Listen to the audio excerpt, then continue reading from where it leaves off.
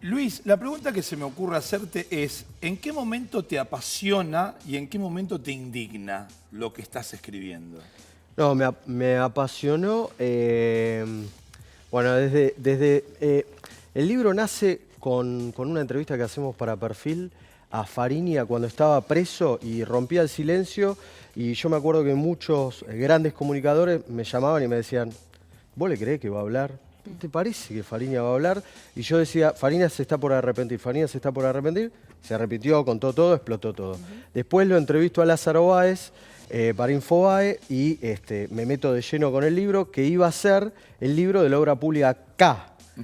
Ahí me llama el capo acá de la editorial, Boido, Juan Boido, y me dice, ¿por qué no haces un libro histórico del gran negocio de la obra pública, de lo que está pasando ahora en Cambiemos, de lo que puede llegar a pasar con Macri, de lo que pasó antes? Bueno, vamos con eso y nos metimos de lleno con algo más complejo, más general. complejo. Y ahí pero bueno, están ahí en ese momento varios... decís, bueno, interrogás y vas y constatás y te das cuenta de decir, ¿cómo es que pasa esto? Bueno, muchos de los empresarios que hoy están presos, casi todos, hablan en off, algunos en on para el libro, y obviamente ninguno sabía, ninguno había sido. Carlos Wagner... Todos inocentes. Todos inocentes. Carlos Wagner, intercambiamos varios correos en el que decía, es todo un invento del periodismo, no tengo nada que ver. Bueno, ahora se está por arrepentir, está por confesar muchas cosas, que hay que tomarlas con pinzas, ¿no? Porque son arrepentimientos tardíos en los que tratan de tener una condena mucho menor, que es por financiar campañas políticas y no por cohecho de pagar coimas, que es lo que realmente hicieron. ¿Y hay similitudes entre los dos gobiernos? No, el kirchnerismo fue un saqueo. La obra pública fue la gran caja política que tuvo para financiar no solo la campaña, sino la política en general. ¿Por qué? Porque hacer política es muy caro. Y sus bolsillos. Y el enriquecimiento personal, desde ya. Hacer política, el kirchnerismo hacía política a las 24 horas al día. Hacían el anuncio de la obra, el anuncio de cómo iba la obra, la inauguración de una obra, la volvían a inaugurar. Eso es movilización de gente, micros, escenografía, charlas, compra de voluntades, compra de artistas, periodistas, medios de comunicación. Es mucha plata que se invirtió. Y la obra pública fue la gran caja. Durante el menemismo la caja de la política fue los servicios de inteligencia, la CIDE, esa fue la caja negra. Con el kirchnerismo fue la obra pública a través de un gran ministerio que fue el de planificación, con un gran recaudador que era Julio De Vido, lo que decía Ezequiel es así, con 4 grandes valijeros, que están 3 presos, Uberti, que lo vimos con la valija de Antonini Wilson, con la aduana paralela, el ex hombre de Techín, va a hablar de 3 funcionarios del Ministerio de Planificación, que hoy no se dicen los nombres todavía, que tenían que ver con esos negocios sucios en Venezuela. Ricardo Jaime con el área de transporte, que acá un contratista me cuenta que la estrategia de Jaime era, se ponía un bolso con el raquetero para ir a jugar al tenis y regresaba a su oficina sin polvo de ladrillo y con el raquetero lleno de dólares.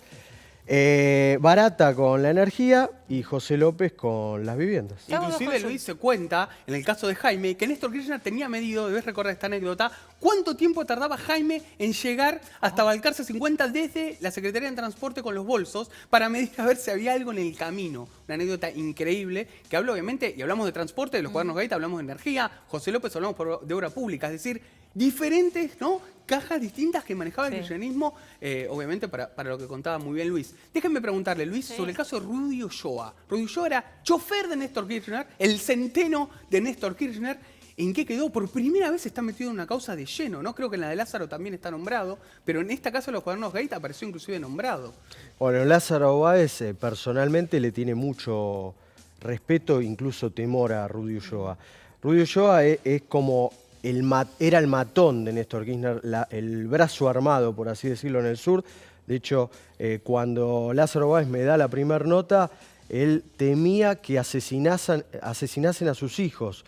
¿Por qué? Porque viven en el sur y porque todavía Santa Cruz es gobernada por el kirchnerismo, y Rudy Ulloa tiene mucho peso. Hasta ahora es un intocable, es una persona que de chofer estuvo a punto de quedarse con Telefe. Llevó 200 millones de dólares y quiso quedarse y comprar ese canal. Es dueño de un montón de medios en Santa Cruz y nadie se pregunta cómo hizo la plata. Pero por eso no hablaba Báez. Báez primero no habla porque si habla tiene que hacerse cargo de gran parte de los negocios. Él fue socio de negocios de la obra pública, no aparece en los cuadernos de Barata, por lo que dice Ezequiel, porque esos son los negocios del área energética en el que Báez tenía muy poca participación, porque tenía una petrolera muy chiquita con la explotación de 2 o 3 pozos petroleros en el sur, que era algo menor. El grueso de Báez es vialidad nacional, las rutas, los puentes, las autopistas. Te hago 2 consultas. Una, a lo largo de todo el proceso que te llevó a terminar el libro, ¿nunca te apretaron porque te metiste con cosas pesadas y con personajes pesados? Eso por un lado. Y por el otro, uno empieza a escuchar, por ejemplo, cuando se trata en el Senado el tema de la posibilidad o no, que bueno, se pospuso de los allanamientos a Cristina Fernández de Kirchner, otros empresarios que están en la mira, que todavía, como vos dijiste, no han trascendido los nombres, pero uno desde el llano, un ciudadano común y corriente, sabe o intuye que si vos vas a allanar un lugar después de tanto tiempo, obviamente no te vas a encontrar con nada. Entonces, ¿qué pasa con eso, con las pruebas que uno supone o intuye que no deben estar? ¿Y qué te pasó a vos si en algún momento te apretaron? No, lo del allanamiento lo quieren realizar para constatar si efectivamente Centeno estuvo donde dice que estuvo, que coinciden los lugares físicamente, es casi como un testigos oculares, a ver cómo era. Vos podés también reformar tu casa y cambiarla, pero hay ciertas características que son imposibles de cambiarlas. Y en lo personal sí hubo algunas presiones de empresarios importantes y... ¿Qué te dijeron, por ejemplo? Bueno, nada, que no tenía nada que ver, que no me convenía sacar ese libro, que algunos temas no te podés meter, cosas así, pero en el periodismo ya es totalmente acostumbrado a eso, no le doy importancia. Pensando, que además sé que lo investigaste, en la Cámara Argentina de la Construcción, ¿no? En particular, que fue, obviamente siempre se dijo que se repartían las obras, inclusive entre ellos, hasta inclusive se repartían las coimas, cómo pagar las coimas. ¿Qué podemos esperar de las declaraciones que ahora están realizando? ¿Puede que alguno se quiebre realmente y acepte el cohecho, por ejemplo, y que empiece a enlazar al resto? ¿O que le atribuya inclusive a nos pusimos todos de acuerdo? Si vos analizás lo que dijo Calcaterra en la entrevista al diario La Nación, admite el cohecho. Sí. Calcaterra dice que como no le llegaban la plata de las obras, pagaban. Sí. Y eso es cohecho. ¿Y sí? Claro. O sea, para que le den los certificados de obra. Me atrasaban los certificados de obra, entonces teníamos que pagar. No habla de las campañas. No. Hay que ver lo que dice en la justicia. Lo que dijo en la entrevista quizá pisó el palito, quizá lo dijo porque capaz quiso que fue decirlo. Tal cual. Pero admitió eso. Wagner, cuando asume Néstor Kirchner, cambia el estatuto de la Cámara Argentina de la Construcción, que es de donde se digita quién se queda con cada obra, y asume Carlos Wagner, que es un viejo conocido de Julio De Vido. Él tiene una empresa que era muy fuerte en Santa Cruz, que es Esuco. Esuco se nacionaliza la empresa de Wagner y empieza a ganar un montón de licitaciones. Por ejemplo, lo que tiene que ver, ¿se acuerdan de la reforma edilicia del CCK? Sí. Del Correo. Sí. Bueno, se la queda Esuco y un montón de otras obras que tienen sospechas de sobreprecios. Todo lo que no se quedaba Báez en la Patagonia se lo quedaba Esuco, prácticamente, eran los dos ganadores. De hecho, Báez, cuando habla conmigo, me dice, ¿por qué no se fijan lo que hizo Wagner? Como diciendo, no fui solo yo. Claro. Investiguen a Wagner. Y en ese momento yo lo decía en tele, en el 2000, el año pasado y el 2016, y hablar de Wagner no era noticia. ¿A quién le importaba Wagner? Ahora y hoy sí. Estamos hablando de Wagner, que puede ser una persona que termine hablando. ¿Y por qué se decidió hablar el Báez? Báez en su momento, me costó muchísimo convencerlo de hablar. Habló. En su momento habló por una sugerencia con una confidente que él tenía, confidente muy, muy cercana, no quiero utilizar la palabra amante, y que lo termina convenciendo. Y en la segunda oportunidad, porque sale este libro, lo lee, yo le llevo el libro a la cárcel y él, después de 6 encuentros en el penal de Seiza, en el que estábamos acá sentados en una mesita chiquita y lo tenía José López tomando mate atrás solo, al Pata Medina, el sindicalista de la UOCRA, con todos sus conocidos, el tipo que más visitas recibía, a Amado Vudú con su mujer que estaba embarazada, que lo iba a visitar.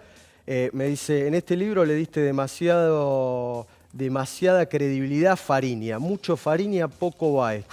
quiero contar... Le faltó protagonismo. Quiero contar exactamente algunas cosas que estás equivocado y bueno, y así volvió a hablar. Mirá. En el cual, bueno, echa culpas a otros empresarios y no reconoce prácticamente nada. ¿Qué hay del Dorrogio, que es concesionario de Metrovías, entre otras cosas? Ha tenido mucha obra pública, no tanto en la ciudad, pero ha tenido mucha obra pública en Córdoba, por ejemplo, ¿no? Y Roggio es de los grandes empresarios de la patria contratista.